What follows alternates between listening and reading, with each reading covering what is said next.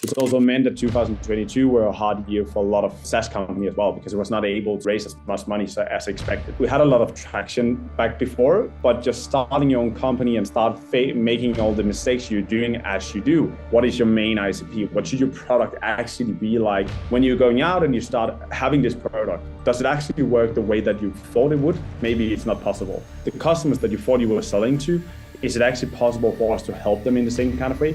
Are they clever enough to understand it? Do they get enough value out of it? We have made a billion mistakes.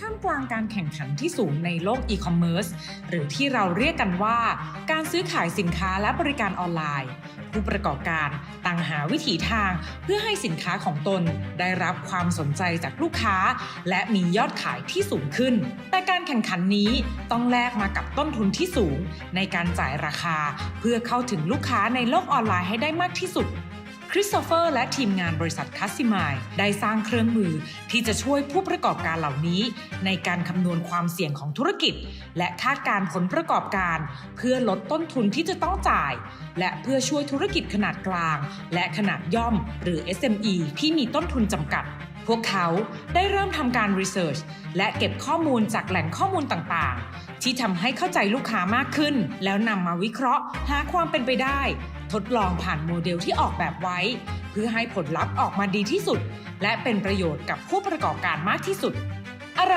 คือสิ่งที่ Kristoffer และบริษัท Custimy พบเจอจากการทำสตาร์ทอัพเพื่อช่วยเหลือผู้ประกอบการในโลกออนไลน์และมีบทเรียนอะไรที่อยากฝากถึงผู้ประกอบการทั้งหลายเราจะไปแกะรอยเท้าของ Custimy และเรียนรู้ไปพร้อมๆกับพวกเขากันค่ะ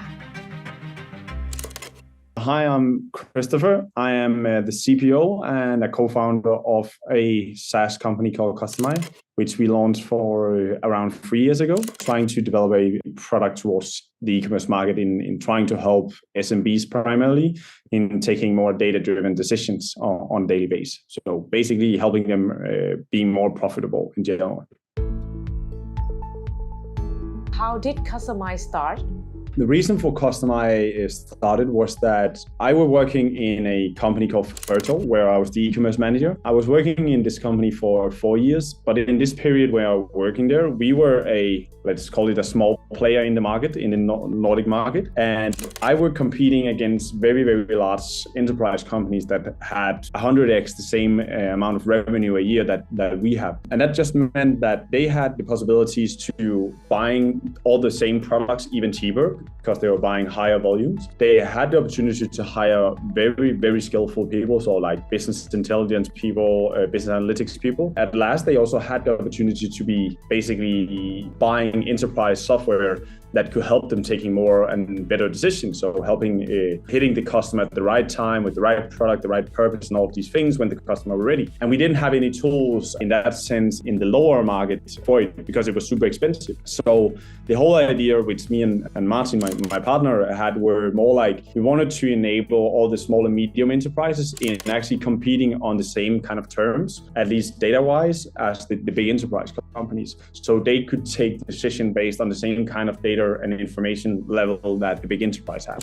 So first we went out and we tried to fundraise some money, and it actually went well, and we got him on board, and we matched it with some loan capital, which is opportunity you have in Denmark at that point. That was basically what we did in the beginning. So we raised, what was that, like $500,000 to start building the product itself. So basically we just pitched it on an idea of what we wanted to build, and then we started building it for the money. That was like the beginning of it. And then we developed on it for like 10 months before having a soft launch, having the first customers on, raising more capital from a Danish venture capital firm, where we raised, that was like $1.3 million at that point. I think it was 1.5 actually.At the point, there was a lot of venture capital in the market, so we were able to raise kind of a lot of money. And then secondly, on the other hand, we also had some tractions in the market because it was in Corona times, COVID times, which also meant that a lot of people were shopping online, which meant there was a high focus on e-commerce business in general. Those two things following in hands, we had the money to invest in it. We also had a market that was growing more than ever. And then of course, going into 2022, where it was like post-COVID in the beginning of the year, at least in the Nordic countries, which also meant that the market for e-commerce were going a bit down, which also meant it was because we had war in Ukraine and all of these like uncertain things also made it venture capital wise less attractive to invest in any companies. So the whole venture market stopped in 2022 to invest that much. There were not that risk taken, which also meant that 2022 were a hard year for a lot of SaaS company as well, because it was not able to raise as much money as expected, basically. But now we're in 2023 and we just acquired another SaaS company focusing on part of the journey in helping consumer getting a better experience and also helping e-commerce business in being more profitable, basically.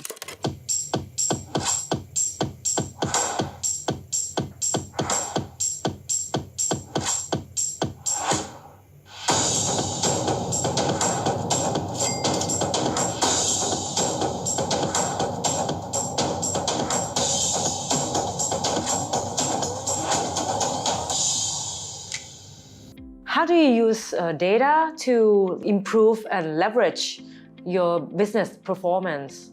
On the customer side, where we helping these e-commerce businesses is basically we collect all the data they have, which is typically in different sources. It could be like in a web shop system, it could be in a warehouse system, it could be in a customer service system, email system, whatsoever. And we collect all that data into our product. And from there on, we started to comparing all of these people that we collected and all the data we're putting down on a single customer. And then we start understanding how is the three people of us, you, me, and Do, how are we actually having similarities, basically? So imagine we all shopping on the same kind of web shop, selling clothing, basically. So what Custimy do is we starting to understand what is the differentiator and what is the same kind of that data points we have. And when you started doing that, it's actually possible to do building models and statistic models, but also like machine learning and AI models of starting to understanding what we have been doing in the past. We actually can start predict what we're going to do in the future. So the full purpose of what we are doing with it is basically understanding the customer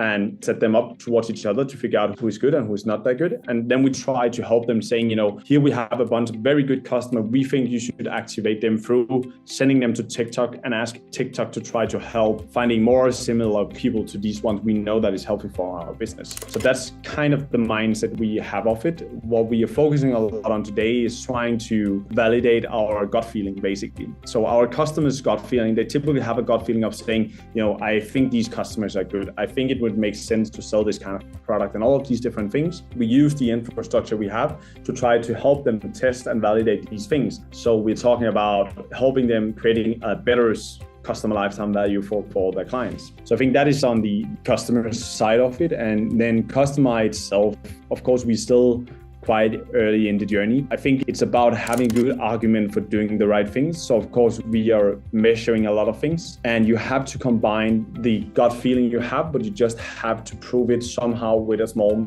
amount of data. And it's the same I'm saying to our customers when I'm speaking out to events and these different things. So I think it's the same kind of mantra we have internally in Custimy, trying to say, okay, we want to be as data driven as possible. But on the other hand, we also have to say, okay, we have to believe before we are figuring out how to go for the moon, basically with the company, you have to go with the atomic feelings or gut feelings you basically have as well. And then of course measure on the go and see is there any improvement in it.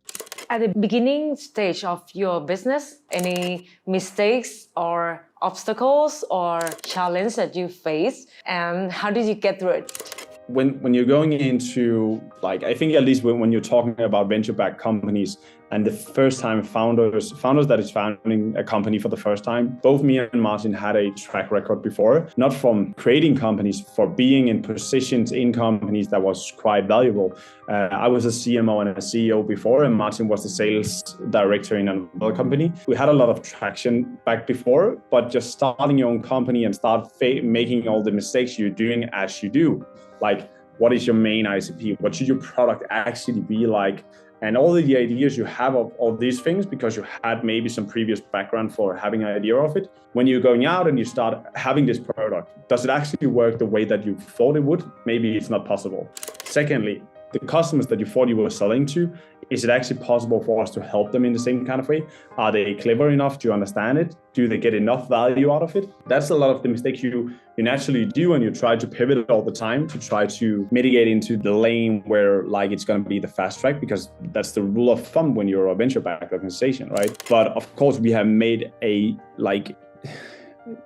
billion mistakes. It's enormous how many we have made. There's two perspectives on it. Every time you're learning something for it. And I think as long as you can be in a process where you are okay with making mistakes, because it's a part of the learning path and the growth for the company. And you're also very good at taking the mistakes and make them better every time. So we usually have this rule of saying, it's good to make a mistake because then you have tried to go over the edge and tried to move the company above status quo, but you just have to learn from it. Second time you do the same kind of mistakes, then you shouldn't do it. Like, it's fair, it happened, shit happens, but you shouldn't do it more.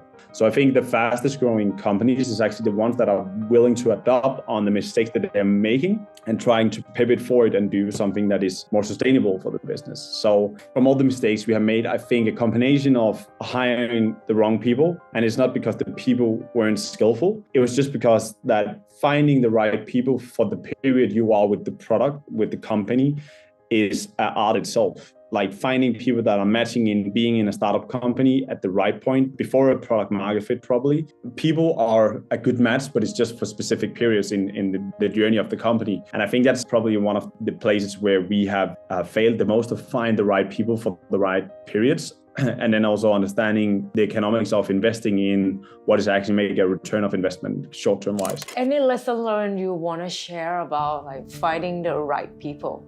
We had in a long period this talking about CEO mindset. A CEO mindset is the meaning of taking responsibility in what you do. And you want to find someone that understands that you as a founder, this is basically my baby. Like Custimy is my baby. And I want everyone working in this company having the same kind of feeling of it. I want them to take care of it. I want them to do the best. And at least if they are making mistakes, we all know that people did it based on that they wanted to do it better. Mistakes happen and it's okay. Another thing we did in terms of the people were also, we didn't hire for the roles. So we basically had this thing about right people, right seat. In the beginning where we hired a lot of these very skillful people, we also ended up in a situation where we hired the people more than we had a role before. So what we try to do today when we're hiring people, being like, it's not about people. Yeah, you should be the right person for the company. You should agree with the core values of the company, and you should be aligned of what kind of journey we are on. That's one thing for sure. That's a criteria. We need to make sure that we have the right seat. If we don't have the right seat, it doesn't matter how right a person you are, because you're never going to be able to succeed in the company. So typically when we are doing it now, we're talking about we have this seat, we have to find the right person for. So I think that's probably the one I have learned the most from.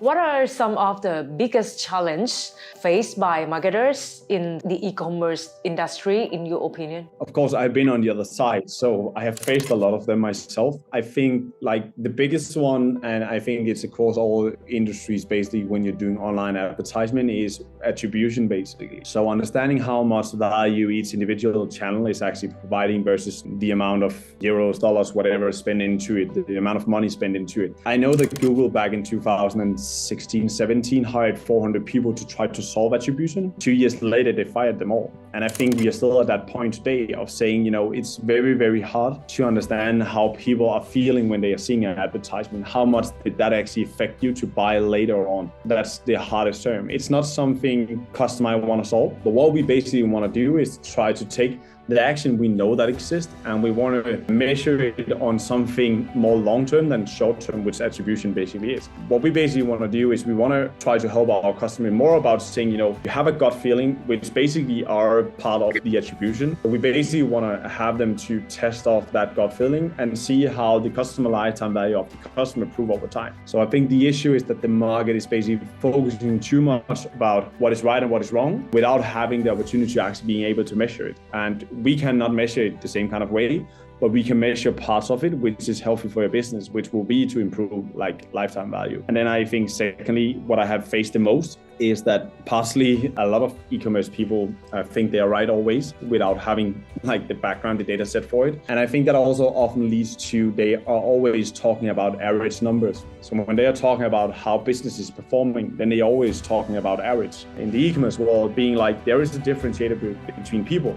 There is the people shopping online clothing, which are returning a lot, only buying on sales and all of these things. No matter how many money they are spending, it's never going to be a healthy business because they are returning 90% of it and the rest 10% they keep, there is no profit on it for the businesses. Where on the other hand, you can have a customer like me maybe. I don't buy for as much as the other one, but I only buy product at full price. I never return because I don't think it's easy to do or whatever it be, so I just keep it. And it just means that I'm a way healthier and a better customer. So the lifetime value of this customer, even that I have spent more, is more healthy for my business than the other one. So I think that the missing piece for a lot of the companies is actually being able to understand this, but also being able to measure it. Yes, I think that's the two main things that is in my head right now, at least.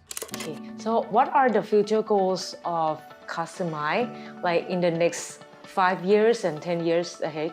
Yeah, it's a good question. Typically when I'm talking with the product team, I want us to think about all the things that is not possible to replace with AI. I think that's kind of the mindset we should have. What we are talking about, like in broad terms right now, is more saying, how can we focus on something that is never going to be replaced by AI? From my perspective, e-commerce wise, what is going to happen in the future is that we're going to have two different things. We're going to have company brands. A brand like Louis Vuitton, I never think that AI going to replace that. Yeah, you can make a new brand, but it's never going to replace the brand value that Louis Vuitton, for example, has. You can also, I think it's going to be personal brands. Yeah, you can make AI clone of Kim Kardashian or whatever it would be like, but you're never going to be able to replace her and her personal brand itself. So I think that is the two parameters I see future-wise, and I think that's also why the latest acquisition we did of Make Influence, this other software company, because they have built a platform towards influencer marketing, trying to help some of these personal brands to make a more healthy living way. But on the other hand, from my side, it's also about, I think that the future of the e-commerce businesses, so that the company brand is going to be driven by personal brands. So I think future-wise, we're going to see that what Custimy is going to focusing on is all the things that, as I said, can be replaced by AI, but it's going to be a lot about brands, basically.